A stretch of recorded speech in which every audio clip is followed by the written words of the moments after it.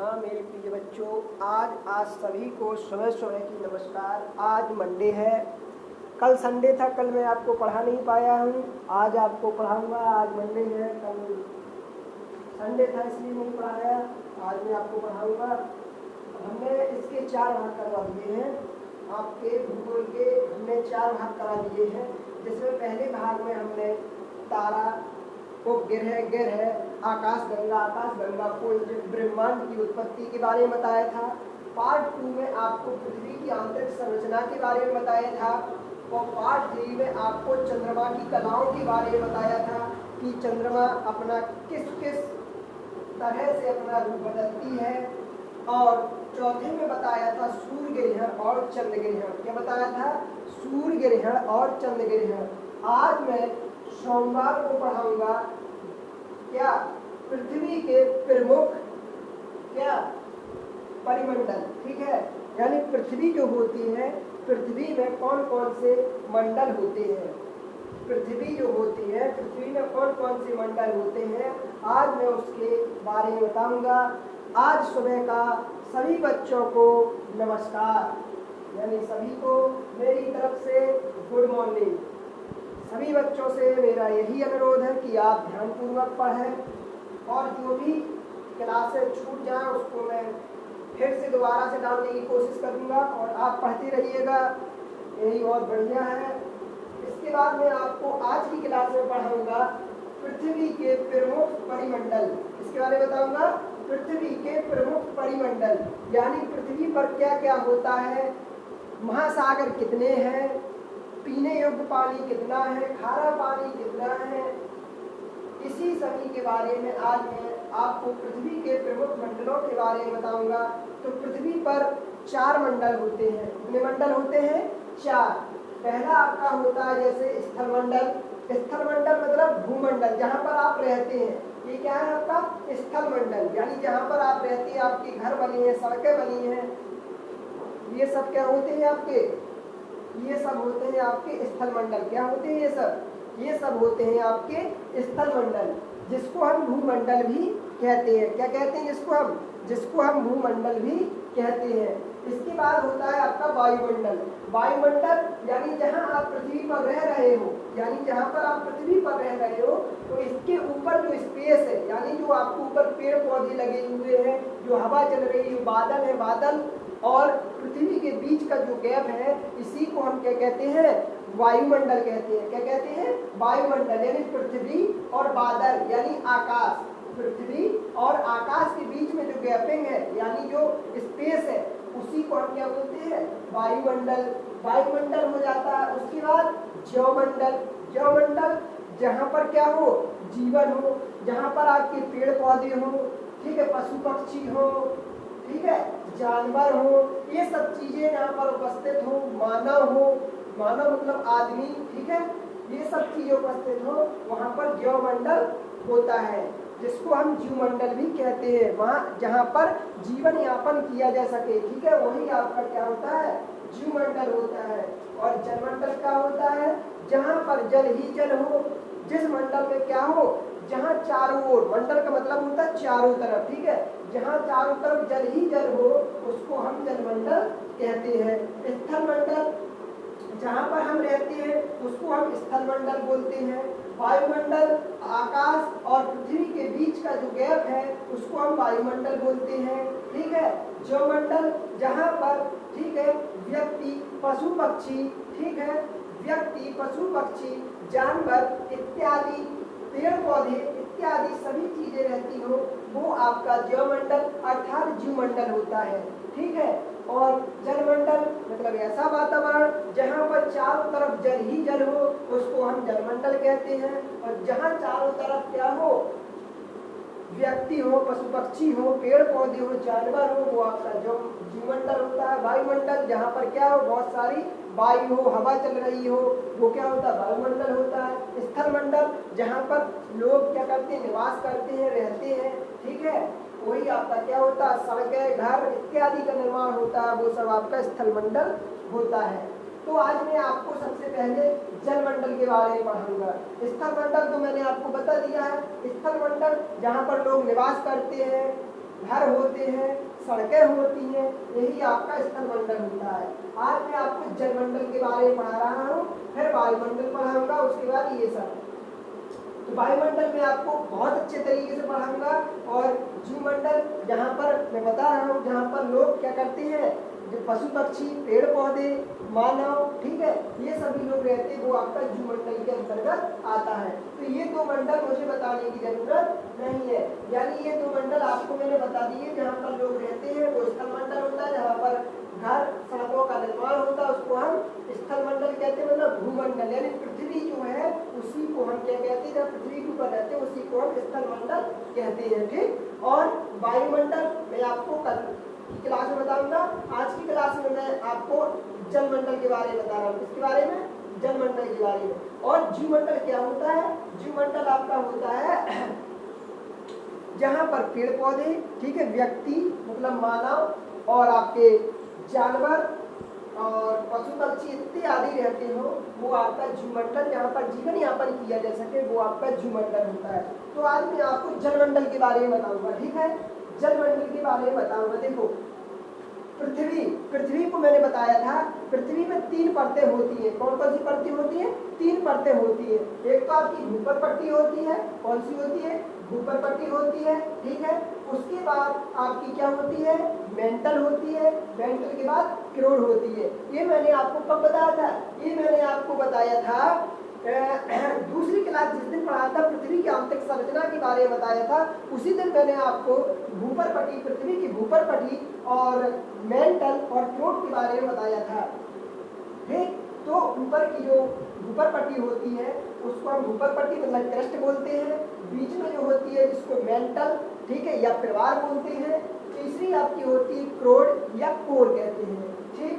तो देखो, अब देखो, पृथ्वी जो भूपर पट्टी होती है, भूपर पट्टी के बाहर का जो स्पेस है चारों ओर पर, ठीक है, गैपिंग है, उसको हम क्या बोलते हैं? वायुमंडल बोलते हैं। तो जहाँ पर पृथ्वी है, जहाँ पर हम रहते हैं, पशु पक्षी रहते हैं, जानवर रहते हैं, ये क्या होता है? आपका जीवमंडल होता है, अर्थात जीवमंडल होता है। जहाँ पर आपको देखो ये पेड़ पौधे लगे दिख रहे हैं, लोग निवास कर रहे हैं, ये आपका क्या होता है? जीवमंडल होता है। जीवमंडल के बाद आपका आता है क्या? स्थलमंडल। स्थलमंडल जहाँ पर अभी अपन बैठे हुए हैं, फिर जो आपके पेड़ पौधे लगे होते हैं वो आपका जीवमंडल के अंतर्गत आ जाएगा। जहाँ पर आप रहते हैं वो स्थलमंडल आ जाएगा। और स्थलमंडल पर सबसे नीचे देखो, ये पृथ्वी के ही बारे में बता रहा हूँ। सबसे पहले जो वायु होती है वो आपका वायुमंडल हो जाता है, जहाँ पर पशु पक्षी, पेड़ पौधे इत्यादि रहते हो, जीवमंडल हो जाता है। और स्थलमंडल जहाँ पर पहाड़ वगैरह या महासागर वगैरह रहते हैं, पहाड़ जैसे ऊंचा मतलब ऊंचे नीचे पहाड़ नहीं होते हैं इस प्रकार के, ठीक। तो उनको हम क्या कहते हैं? स्थलमंडल कहते हैं। कहीं कहीं ऊंचाई होती है, कहीं कहीं निचाई होती है, ठीक। और जहाँ पर जल ही जल हो उसको हम जलमंडल कहते हैं, ठीक। उसको हम क्या कहते हैं? जलमंडल कहते हैं। आपको कभी आपके अध्यापकों ने आपको पढ़ाया होगा कि संपूर्ण जो विश्व है, संपूर्ण विश्व जो है, संपूर्ण विश्व में कितने? 3/4 यानी 3/4 अर्थात 71% भाग पर क्या है? जल ही जल है। क्या है? जल ही जल है। यानी 3/4 अर्थात 71% मतलब 71% भाग पर क्या है? जल ही जल है। और 1/4 भाग पर क्या है? पृथ्वी है। यानी 1/4 भाग पर क्या है? पृथ्वी है, जहाँ पर मानव भी रहते हैं, वो अपने कृषि संसाधन भी चलाते हैं, निवास भी करते हैं। वो केवल कितने भाग पर करते हैं? 1/4 भाग पर करते हैं। और 3/4 भाग पर क्या है? जल ही जल है, ठीक। 3/4 भाग पर जल ही जल है और 1/4 भाग पर क्या है? यानी जहाँ पर लोग निवास करते हैं, यानी पृथ्वी है। 1/4 भाग पर पृथ्वी है, जहाँ पर पूरा विश्व निवास करता है। और 3/4 भाग पर जल ही जल है, अर्थात 71% पर जल है और 29% में हम विश्व में हम लोग क्या करते हैं? निवास करते हैं, ठीक है। तो सबसे पहले अब मैं आपको बताना चाहूँगा, यदि आपका समुद्र इस प्रकार से पानी भरा है, पृथ्वी के अंदर क्या है? इस प्रकार से क्या भरा है? पानी भरा है, ठीक। तो ध्यान से देखिएगा, ये जो आपको मैं बता रहा हूँ, जब पृथ्वी के इधर से जो महासागर है, महासागर में जो पानी भरा होगा, महासागर की बात बता रहा हूँ, ठीक है। तो तो सबसे पहले तो आप मुझे ये बताएं कि जलमंडल मैंने कहा, ठीक, जलमंडल जो है आपका कितना है, 71%। कितना है, 71%। तो 29% में क्या है, विश्व मतलब बसा हुआ है, यानी पेड़ पौधे, पशु पक्षी, मानव, ये सब 29% में बसे हुए हैं। और 71% भाग पर क्या है, जल ही जल है। अब जो 71% भाग पर जल है, जिसमें 97% भाग पर क्या है, महासागर है। 97% भाग पर क्या है, महासागर है, यानी 97.2% पर, कितना, 97.2% भाग पर क्या है, जल ही जल, मतलब जल ही जल है। और कैसा जल है, खारा जल है। कैसा जल है, खारा जल है। यानी 97% पर जो महासागर है, प्रशांत महासागर, हिंद महासागर, अटलांटिक महासागर, दक्षिण महासागर और आर्कटिक महासागर, ये जो महासागर है, इन सब महासागर जो है, कितना जल है इन सब महासागरों में, 97% पर जो महासागर है, यानी जो 71% जल है, 71% जो जल है, उसमें से 97% जो जल है वो महासागरों का है। कितना है, 97%। ये केवल 71% का है। ये कितने का है, क्योंकि जो जलमंडल है वो आपका 71% में है। क्या है, जो आपका ये है वो 71% में है। जलमंडल कितना, 71% का 97%, 71% का, ये देखो ध्यान से, 71% का 97% भाग पर क्या है, महासागर है। और महासागरों का जल कैसा है, खारा जल है। अर्थात जो 97% जो महासागर है, उसका जो जल है वो कैसा जल है, खारा जल है। और 3% पर क्या है, महाद्वीप है।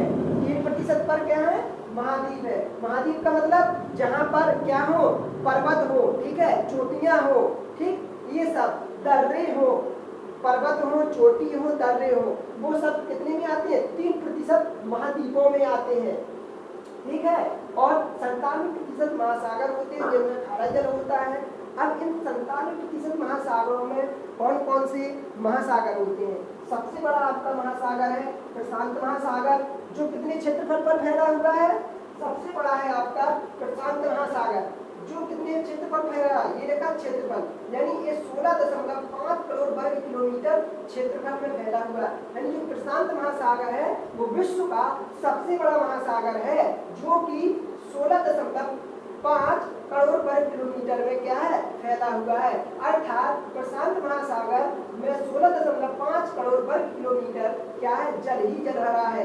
दूसरे नंबर पर कौन सा है, अटलांटिक महासागर, जिसमें 8.2 करोड़ वर्ग किलोमीटर क्षेत्रफल में जल ही जल फैला हुआ है। इसके बाद तीसरा है आपका हिंद महासागर। हिंद महासागर जिसमें 7.3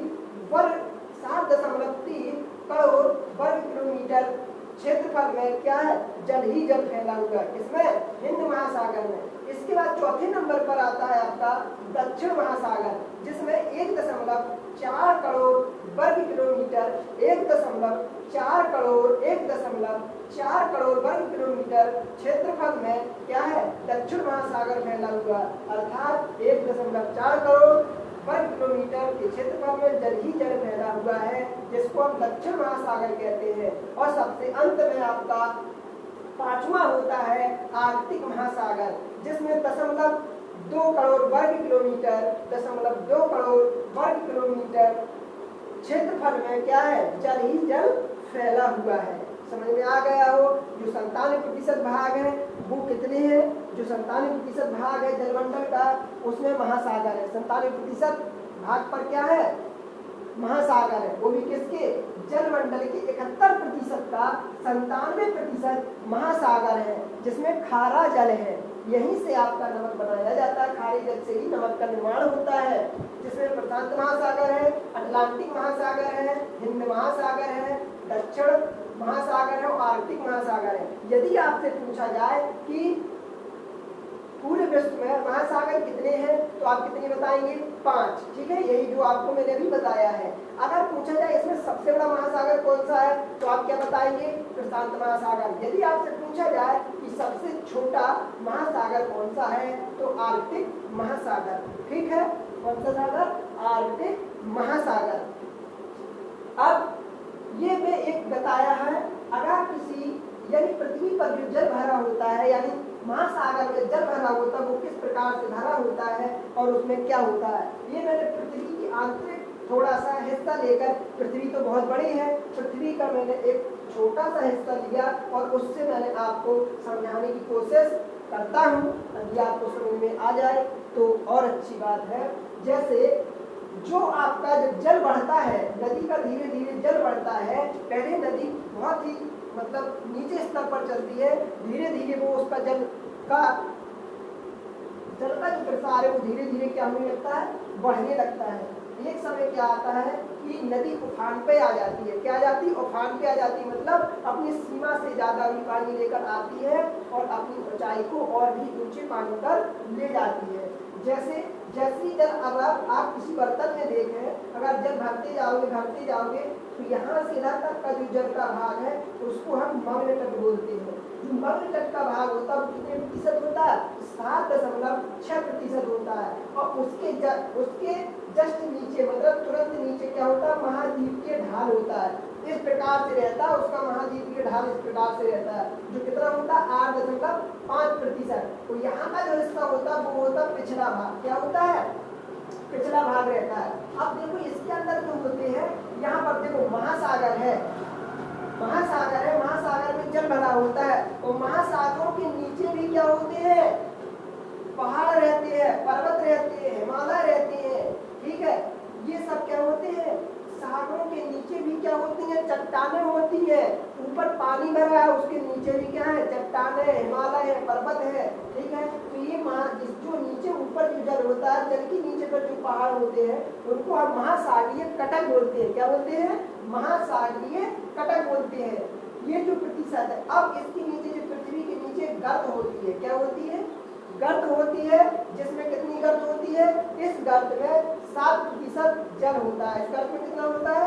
7% जल होता है। और गर्त के जस्ट ऊपर के हिस्सा जो होता है उसको हम नितल बोलते हैं। नितल में कितना होता है? नितल में जल का प्रतिशत भाग होता है 75.9%। कितना होता है? 75.9% नितल होता है। इसको ही हम क्या बोलते हैं? गंभीर मैदान बोलते हैं। इसको हम क्या बोलते हैं? गंभीर मैदान बोलते हैं। जो 75.9% जो नितल होता है इसको हम क्या बोलते हैं? गंभीर मैदान बोलते हैं। और जो महासागर के नीचे भी जो चट्टानें या पर्वत या पहाड़ होते हैं उसको हम महासागरीय कटक बोलते हैं। ठीक, और जो 75.9% है वो नितल होता है, ये पिछला भाग होता है, ये मग्न तट होता है। जब मग्न तट कब होता है? जब किसी नदी का बहाव का स्तर बहुत ज्यादा अपनी सीमा से ज्यादा हो जाता है तो वो अधिकतम कितना होता है? 7.6% होता है। और मग्न तट से नीचे का तुरंत भाग होता है उसको महाद्वीपीय ढाल बोलते हैं। जब वो ढाल पर चला जाए, जैसे कोई नदी है,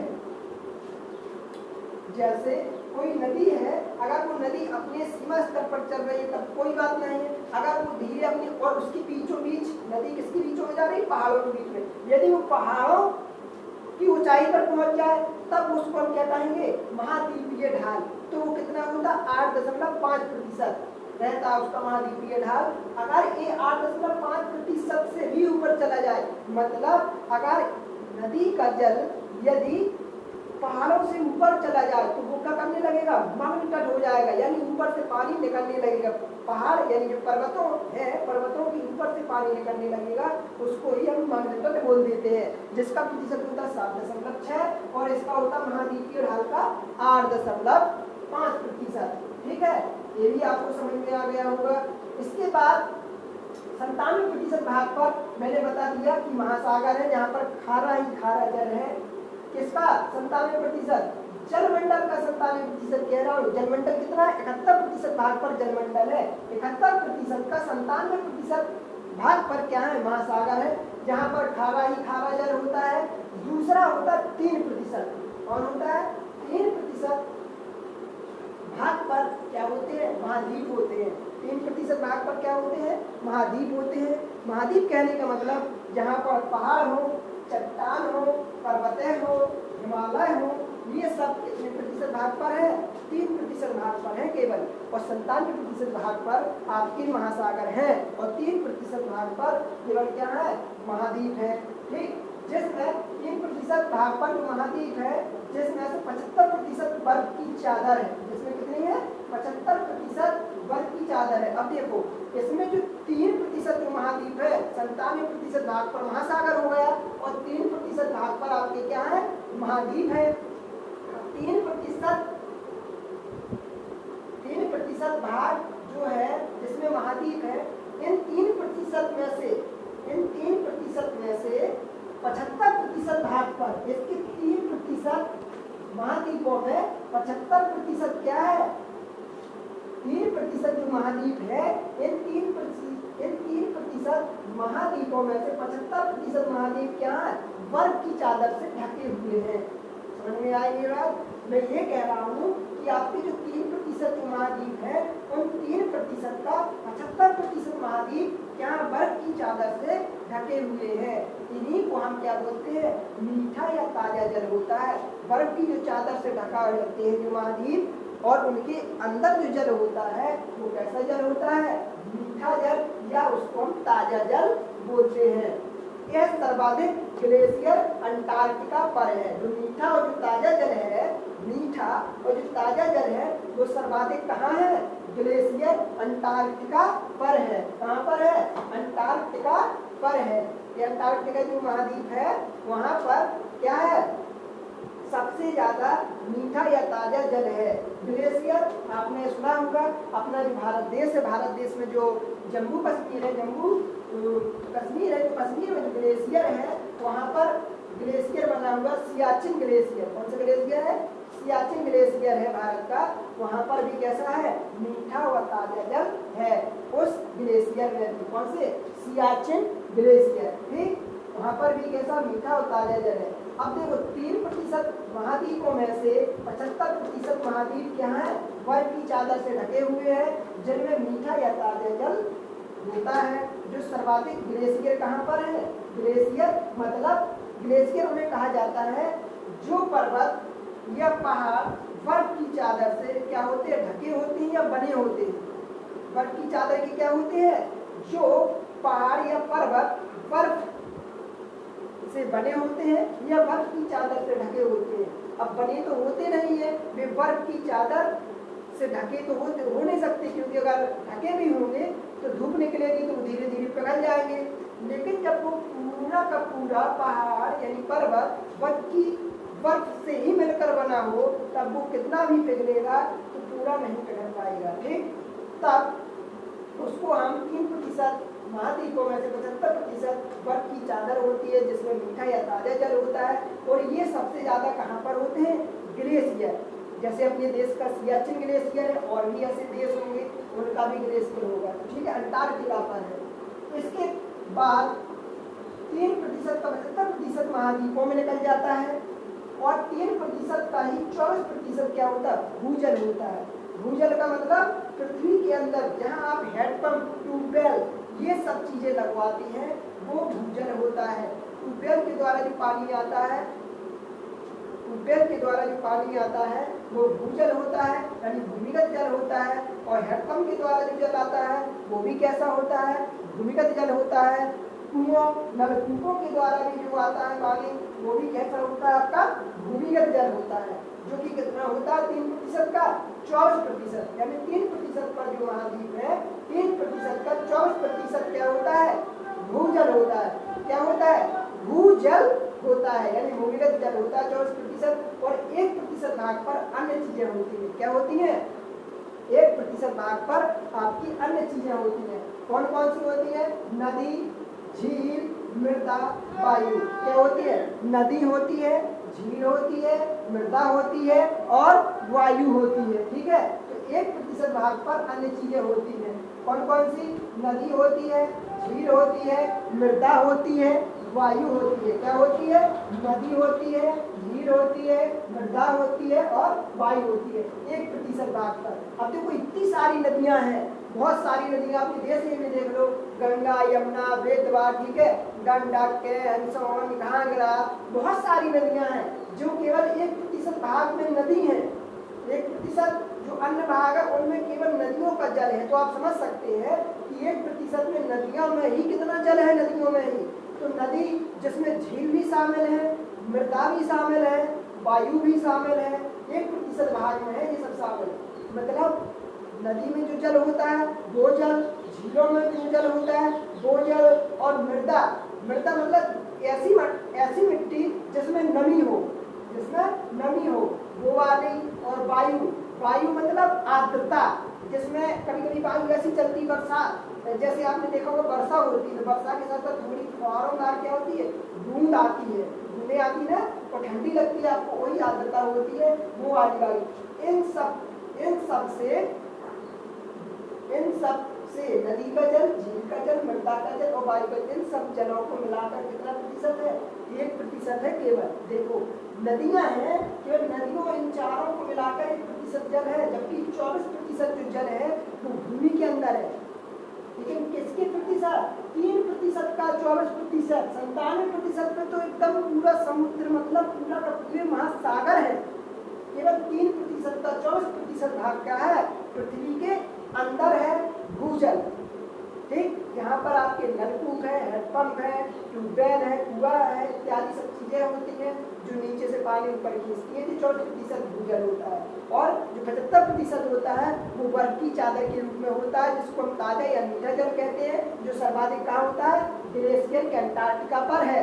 ठीक, और 1% पर अन्य। देखो 75% जो होगा, 24% जो होगा, 1% जो होगा, पूरा हो गया ना 100%। 75, 24, 99% और 1% यानी 100% हो गया। किसका 100%? 3% का, ये पूरा हो गया।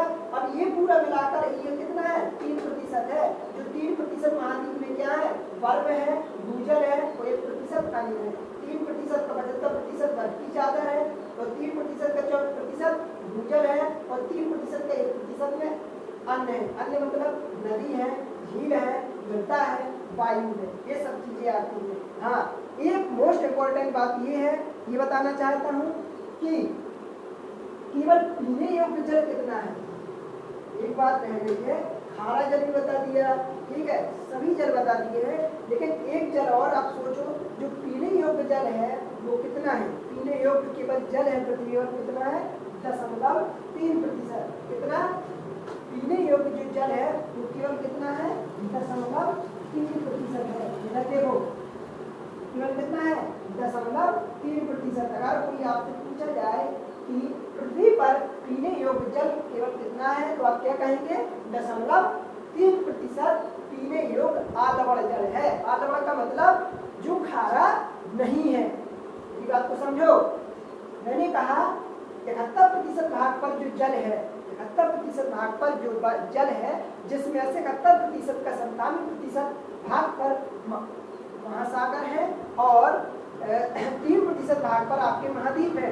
और उन 3% भाग पर जहाँ पर महाद्वीप है, उनका 75% भाग पर आपका क्या है, बर्फ की चादर है, और 3% का ही 24% आपका क्या है, भूजल है, और 1% पर अन्य जैसे नदी है, झीलें हैं, मृदा है, वायु है, ये सब है।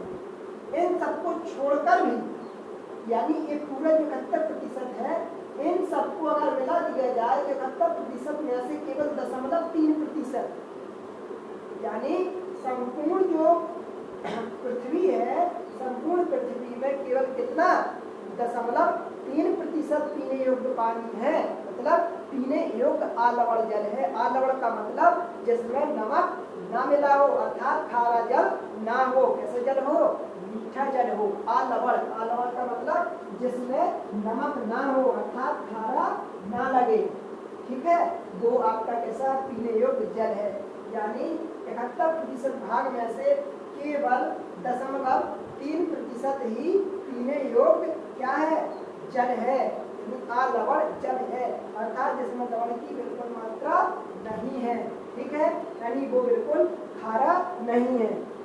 आई होप, मैं आपसे आशा करता हूँ कि आप आज मैंने जो कुछ भी आपको पृथ्वी के प्रमुख परिमंडल यानी स्थलमंडल, जलमंडल, वायुमंडल और जीवमंडल के बारे में पढ़ाया है वो आपको जरूर समझ में आया होगा।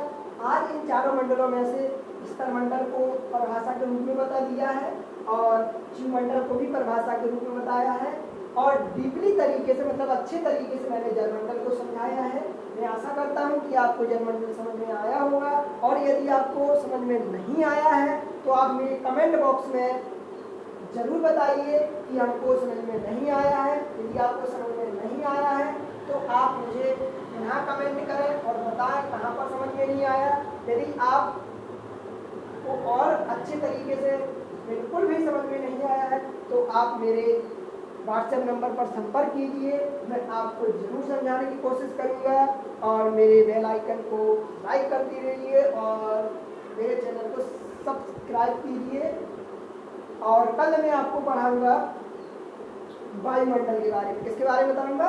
वायुमंडल के बारे में। वायुमंडल में कितनी परतें हैं, वायुमंडल कितने प्रकार का है, ये सब बातें बताऊँगा, ठीक है। क्योंकि वायुमंडल में भी परतें होती हैं, ठीक है। तो कल मैं आपको वायुमंडल के बारे में बताऊँगा, ठीक। आप सभी लोग इसी प्रकार मेरी क्लास को ज्वाइन करते रहिएगा। आपको बिल्कुल फायदा होगा, लाभ ही लाभ होगा।